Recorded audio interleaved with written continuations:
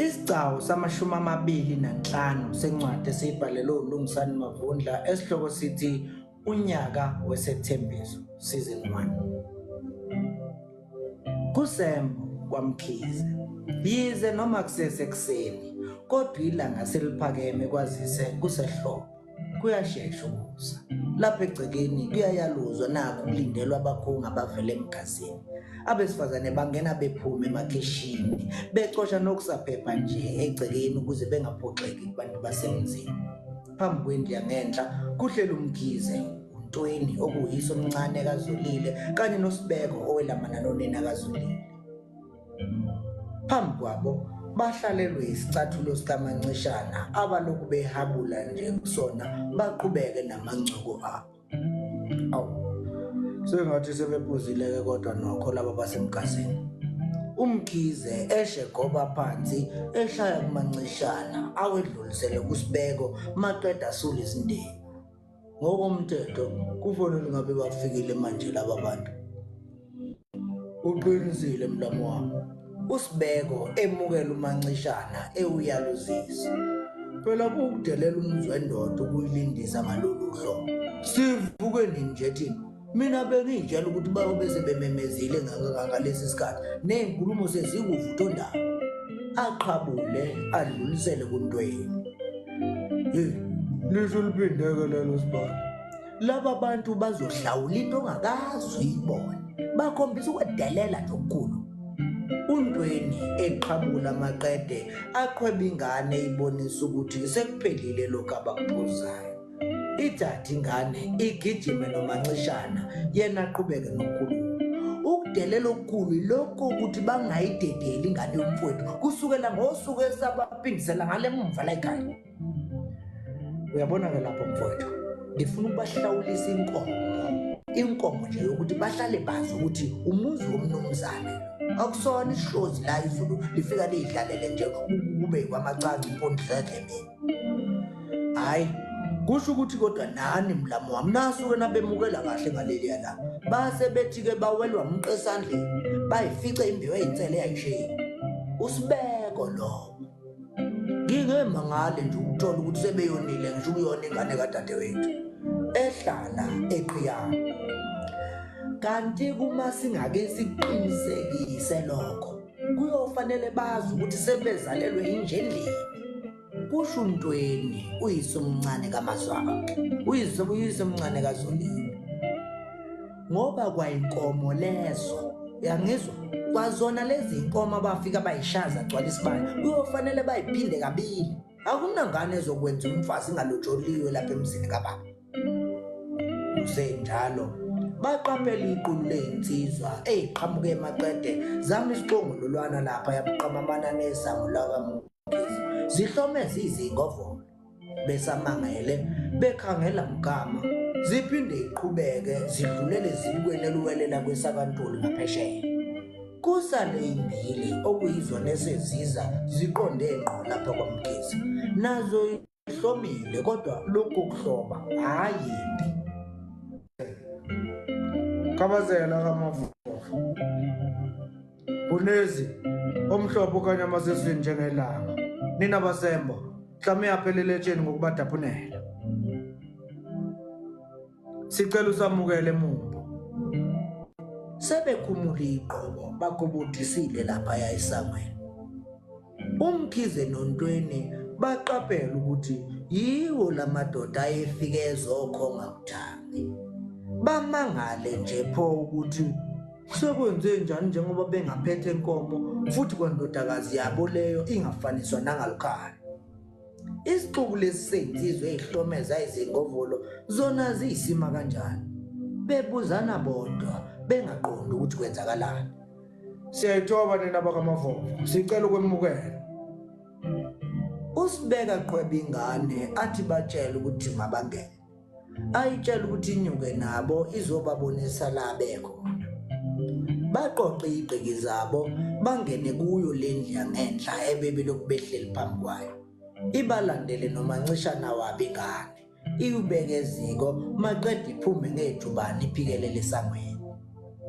Hayi. siyoke sizwe-ke kulokhu kubuka sengazuthi sanjelwe abanye. UNtweni eshe ehlala phansi esigqikini sakhe nebala bangene laba babhema bahlaliswe maqede balwethula udaba. Cha, nina basemba masixolise ngokuphuza ukufika. Siyaqonda ukuthi ngokwesiko kufanele ngabe kudala sifikile, kodwa-ke ngenxa yezimo eziqhamukeza seqhanga phezulu siyithola sesifika ngalesi sikhathi.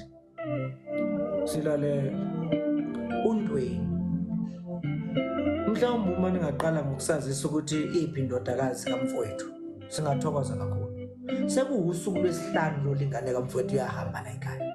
Sathokoza uma niqhamuka la niyiveza njengabantu okuyibona babeyithathile nakhona ngaphandle kokulandela iy'hlaka ey'fanele. Kodwa lokho sekwenzeka namhlanje sekuqala ukusethusa kwazise sasivumelene ukuthi nizobuya nayo. Akhwehlele uSibeko umalume. Manje njengoba senifika senivathazela nje ningaphethe kwangane kadadewethu nayinkomo leze nanizozigamisela ngazo ani kahle kahle nisithatha kanjani nina bantu bakwaBiyela? Nisithatha kanjani? Hayi mayelo ngamahlamvu nina bakongoneze idlishiyele uxhoko lo ubaba omncane kaMaqhawe. Siyawuqonda umonakalo wenzekile futhi ke siyayisola kakhulu ngawo. Iqiniso ukuthi inhlelo bezimi njengokuvumelana kwethu kwaze kwaba ukuthi izolo sifikelwa iqulu lezinsizwe ezine nokhokhovula lwenyanga bebehamba bekungenqunqumbela imoto la bafike bakhuza khona ihule besina beyibethela kwindodana yethu besho nokusho ukuthi ishimane sihambe sithathe izintombi zabantu. Uthini? Anginezwa mina. Umkhize uyise kaZolile eshe buyisa inhlonze ubona nje ukuthi ingwane kwanele kuyena.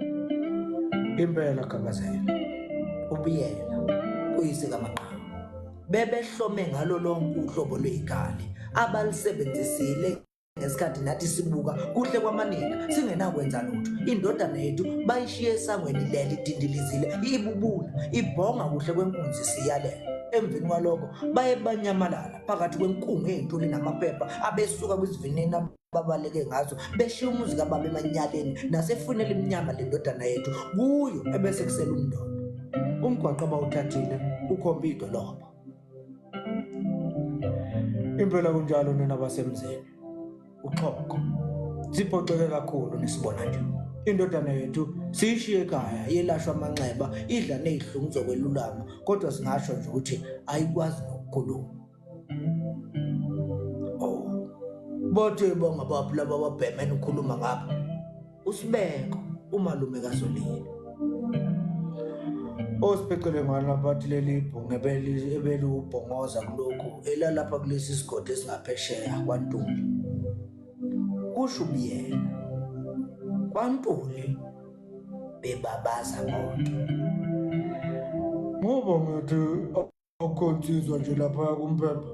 Abafana abakhona baselula kakhulu nosethe ukukhula akekho. Ngezwe sengazi ukuthi usenyuvesi eThekwini. uNtweni ebuze ebhekise kumfowabo samuntu othi uyangizwisa yini mfowethu. Umkhondo-ke amabutha akithi awuhoshayo yiwo-ke lowo ukuthi uye kanye lo mfana owenzela amagangangozi. Kusho uBiyela namanje njengoba niwabona edlula nje amabutho ayakhona ukuyozwakalisa ukunganeliseki kwawo ngalesi senzo salombhemo oyibhokolo. Kusenjalo kungena uMasibeko unina kaZolile. Baba Phuthumani baba konakele eminyango kuma iqulu lezinsizwa zakwesa kwaNtuli lapha ngaphesheya zithukuthele zithelwe ngezibhonkolo zithi ifuna lamadoda amabili angenela ekhaya baqhamuke ngaphesheya emveni kobhudubhudu bokujahana nelinye iqulu elidlule seligijima la esangweni emva kokusha komuzi wabaNtuli khona lapha ngaphesheya. Yini umkhize besukuma bonke sebewushisile umuzi kaMpembe kanti inkulu ngempela inani lendaba bapi labo bantu othi basesangweni. Besho bephuma belandelana bobathathu beyobheka lo mkhuba. Gabazela asifuni wena sifuna leyo mhuqo oyishiya lapho ngaphakathi. Bekhomba indlu okusele kuyona laba bakwaBiyela. Badedele Gabazela sibathathele sibanikeze isifundo singedlala abantu esingabazi thina sizinsizwa phela nathi kusho insizwa kahleni madoda yini kwenze njani ukhabazela ephakamisa izandla njengenxusa sebeshisa umzi lapha kuNtuli ngikhuluma nje nawe konke kumlotha umkaNtuli nezingane sebeseleze nje manje sibashiye bekhala ubumayimayi ngenhlanhla sikwazile ukubaxoxa sabahubha sayisabaphonsa ngale kwesikanolile hayi kodwa bayofika bedelile lapha bayakhona kusho insizwa yesithathu iningi labo belibaleka namanxeba emhlane nasemlenzeni alidlali phela lelikhwa ishisikazi ikhwala emoyeni kahleni madoda sanigwaza abantu besinye isigodi uNtweni anicabangini ukuthi niqathiza uma nenza kanjena hayi ke lapho ke khize ke khululeka ke nje singangabo uma bebuya vele kuukusihlasela ukuthi bahambe izwe lingaka ngelokhu uzoshisa omunye emizi yethu bayofika singangabo bayofika sibalindile bakhuluma nje bamile manje lapha esangweni ezinye insizwa zilokhu inanela nje zivuma ngamakhanda izingane zimemnyama abesifazane sebephume baphuthuma kwaNtuli emva kokuzwa lesi simanga cha thina singeyingene igodi ezimbili kwazise singabe sinizigodi futhi ke ngeke saphawula kakhulu kodwa nje kungayiphuthu kuba sidedele laba basele ngaphakathi endlini ngoba siyobukeka njengabantu abanesandla kwelekeleleni ukubhebhethekisa impi usibeko lo umalume kaZolile leyo nto ke iyosifaka nezethu isigodi kulempi uqinisile sibeko kulungile kodwa ke sicela nize nibanikeze umyalezo ukuthi lempi abayiqalile ayizukuphela kuze kube ukuthi umzi kaMphemba uvukile insizwa yesibili esholoko kusukela manje sesiyobikela induna ihlale yazi ukuthi sisempini uma kunje singedlala amavaka thina basho maqede bebe besuka behamba belandelana bephikelela ngasezibukweni abaqhamuke ngakulona mfowethu nawe mlamo wami umkhize kubuka sengazi kule ndaba engaphezulu yethu mengaka uma sekukhona abantu abagwazene kulesi sigameko ubani wazi ukuthi yini ezolandela mhlawumbe kuzofanele sikhathaze ngokuthi ingane mnethu singevuma uZolile Nyamalale nomfana nje kuthule kanjalo sithule nje kuhle kwethu asinyakaze uNtweni